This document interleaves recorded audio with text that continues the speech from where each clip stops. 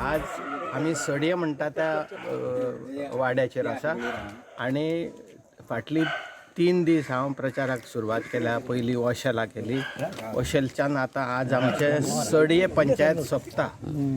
सडये पंचायत सोंपल्या उपरांत आमी आतां परत अंजुना, आसागांव ह्यो पंचायती आसा ह्योय घेतल्यो, शिवोली मारना आसा ते घेतल्यो।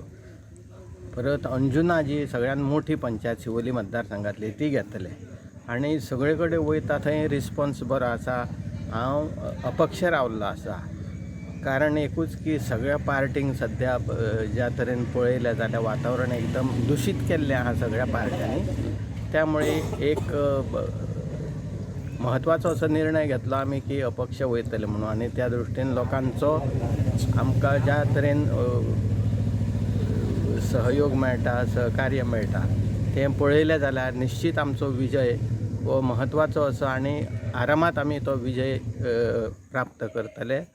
आमच्या बरोबर हे वरिश्ठ असे लोक आहात जे आमच्या बरोबर सदांच प्रत्येक इलेक्शनाक आमच्या बरोबर असतात आणि मनापासून काम करतात।